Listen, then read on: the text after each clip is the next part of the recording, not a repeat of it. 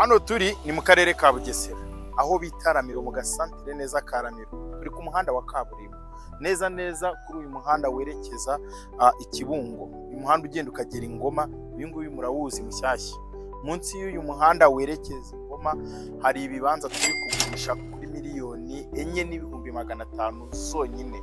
Munsi y'aka gasantere bita Ramiro, agasantere ubona kameze neza cyane, nko muri metero 500 uvuye kuri uyu muhanda wa kaburimbo mushyashya werekeza Ingoma. Aha hantu ni heza kuhatura kubera yuko uramutse ujya iburasirazuba biroroshye cyane. Uramutse ujya ni Kigali n'ahantu horoshye kubona transport, kuko haca transport nyinshi cyane. Ukeneye ikibanza cyo kugura ukubaka, ukeneye ikibanza cyo kugura ukabika kikazunguka, kuko uyu muhanda ugiye gukoreshwa n'abantu bajya iburasirazuba cyane. Reka rero tugende noneho tugere muri iyi site nyikwereke. Wahereye kuri uyu muhanda mushya ngo urebe izi ngizi ni imari. Reka tugere no mu bibanza neza kuri tere wereke uko bimeze. Kwibutsa ko ari miliyoni 4,500.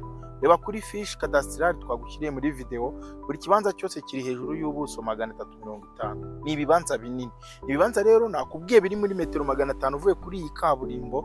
Ni ibibanza byiza biri muri zoning ya R1, kubaka biroroshye n'ahantu heza hasanzwe hatuwe, amazi n'umuriro birahari. Miliyoni 4,500 zizane tugukorere imitation y'ikibanza, kuko buri kibanza cyose gifite icyangombwa no kugura duhita tugukorera imitation.